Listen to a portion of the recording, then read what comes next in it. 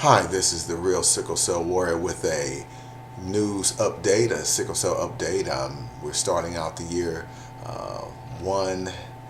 Today's 1/9/15. It's 2015, and we're doing great. We're doing fine, and still haven't been admitted to the hospital. Still haven't went to ER by taking these awesome longevity products. Just wanted to take the time to talk to all of my African American people, as well as all people, but primarily focused on African Americans. You know, it's something about us that uh, still lends itself to sometimes wanting to ride in the back of the bus, because now that's just what I choose to do versus riding in the front. There's something about us that makes us want to sometimes do the things that are detrimental for ourselves, because we feel like we've educated ourselves and learned enough, and we have the right, and we're sometimes really not as knowledgeable as we pretend to be, and maybe more fearful. But when it comes to our bodies, we get very defensive and we get very protective, because when you suffer like a sickle cell anemia person, then only sickle cell anemia person can understand another sickle cell anemia person to a point anyway. But one of the things that we have to do is ask ourselves, how is the medicine working for you? And when you look at the scriptures, uh, Genesis 2:7 says, out of the dust of the ground the Lord God made man. Now, if dust of the ground is what I need to replenish myself, but I'm putting in pharmaceutical medicines, is that what's going to work for me? Is that going to really help me? Or is it something else? Maybe I'm missing the 90 nutrients I need every day. Maybe I didn't know about the 90 nutrients every day. 60 minerals, 16 vitamins, 12 essential amino acids, and 3 fatty acids. Maybe I didn't know I needed that. Maybe I thought that if I could just put medicine in a place where the dust of the ground minerals and nutritional things are supposed to be. Maybe I thought I was getting everything I needed out of my 4 food groups. Maybe I thought what the doctors were telling me is all I need is medicine was right. Maybe that's why I'm still hurting. Maybe that's why I'm still in a crisis. Maybe that's why it's not working.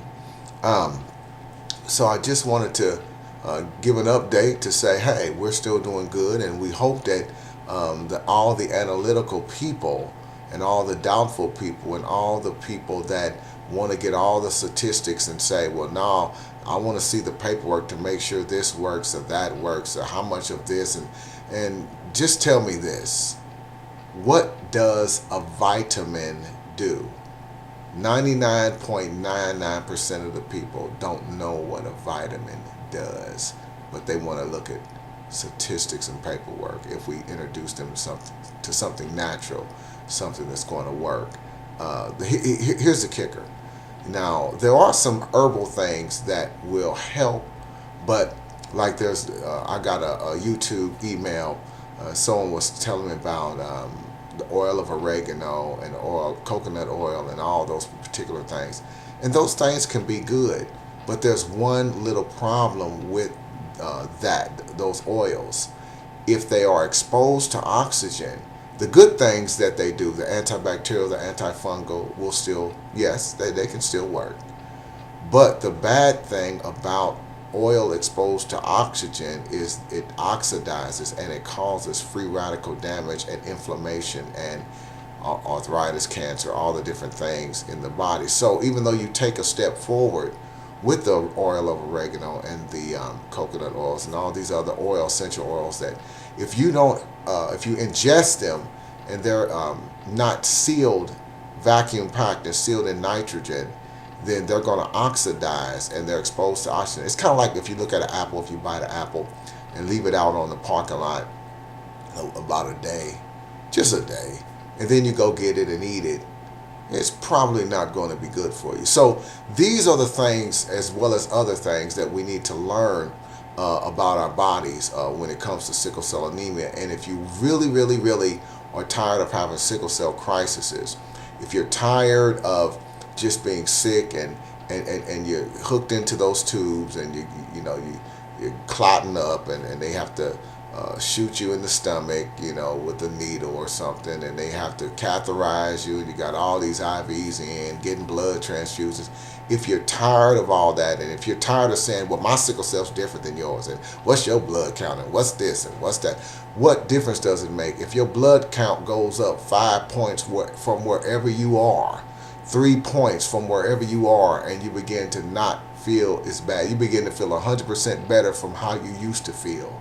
What difference does it make? What type of sickle cell do we have? What difference does it make if I give you all the statistics and all the things that you say you want? But guess what? If I gave you false statistics, are you a scientist? Now, there may be some out here. I'm not saying that you're not, but I'm just saying, if I gave you false statistics or statistics that were wrong that I thought were right, and they were wrong, would you know the difference if it said this was good and the statistics said exactly what you wanted to hear, and then I gave you some statistics that were right, but you couldn't understand it? Do you really understand that really the proof is in the eating? Because I guarantee you, most of the medicine that you put in your body, you did not get all the statistics and all this and all that.